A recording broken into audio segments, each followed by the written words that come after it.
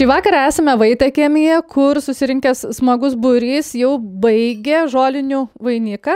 Ir noriu paklausti, Aldutės, kokie jūsų pačios prisiminimai, gal iš vaikystės, apie žolinių vainikų pinimą, tos vainikus? Mačiau, kaip mano tėvai ir labiausiai gal tokias išprusęs Julijonas Babkauskas, jisai pirmus tuos vainikus, man atrodo, kad pradėjo pint, vadovautam visų pirma, jo projektai buvo, jis labai buvo reiklus, žinau, kad mano mama vis skundėsi kitos šeimininkės, kad čia jau reikia nuimti šaudelį, kokį ten pridėti, bet jis turėjo pasiekti tą, ką užsimojo, kokį darbą padaryti. Tik aš jau tiksliai neprisimenu, nes dabar sunku tą viską atrasti, kuris pirmas buvo. Reikėtų tiesiog, jau buvo rinktas Vaitiekemė monografijai, bet ten tai biskį primaišyta viską, nėra kažkokios tokios tikslios medžiagos. Bet buvo Gedimino stulpai ir kryžiai. Nu, tais laikais tai Lietuvoje tie elementai tai visiškai nebuvo įmanoma, kad būtų įpinti.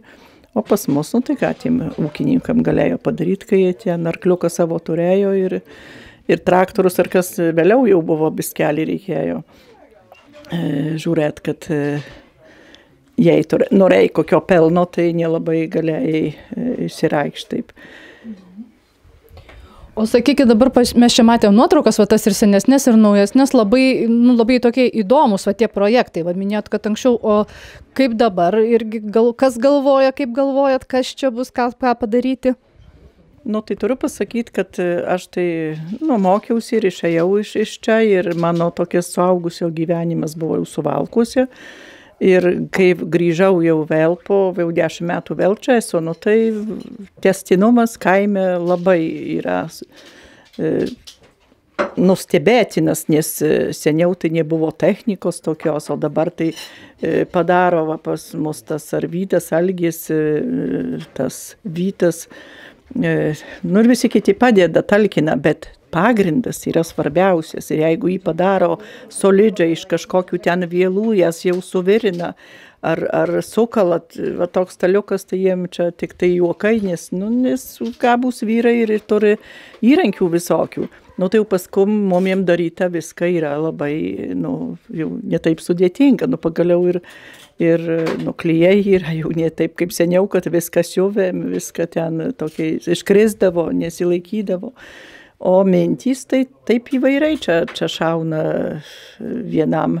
Kažkokia tokia idėja dažnai yra surišta su kažkokiom religinėm irgi šventėm.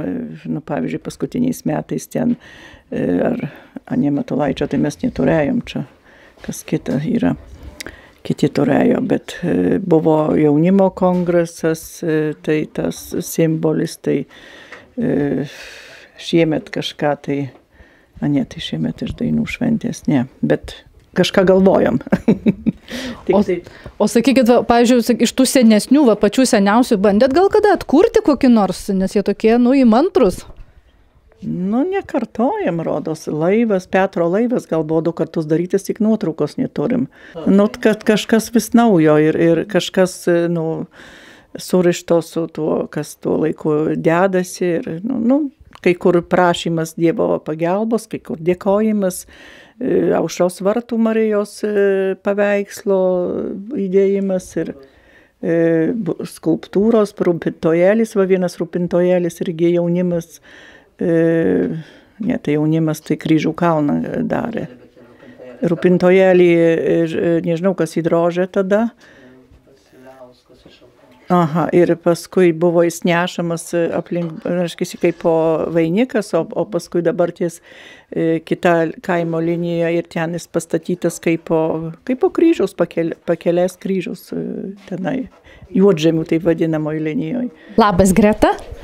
Tai dabar pasakyk, ar prisidėjai prie pinimo šito? Trupučiuką. O patinka žiūrėti, kaip daro tokius? Taip. Tai Algi, papasakokit mums dabar, ar čia sudėtingas projektas šiais metais buvo techniškai? Techniškai gal, sakau, Arvydas labai meniškai dirba ir jis kiekvieną projektą labai padaro kontūrus, o paskui tai jau tenai labai lengva viskas padaryti. Nu, bet, pavyzdžiui, šitie 3 kryžiai, tai čia, netrodo, kad labai taip lengvai jau. Sakau, bet iš Vielukių Arvydas labai gražai taip sutvirtina, padaro, kad jis atrodo gražai, o paskui tik tai išklijuot lieka. O dabar jau darbas lieka nešti dar per pačias žolinės? Taip, čia irgi būna problemų. Bet, man atrodo, dabar Vaitkiemeny yra jaunimo truputį tokio paaugušio, kurie merginų ir kurios neša. Nėra problema. Ir matau dar austa juosta Vaitkiemys. Tai čia irgi.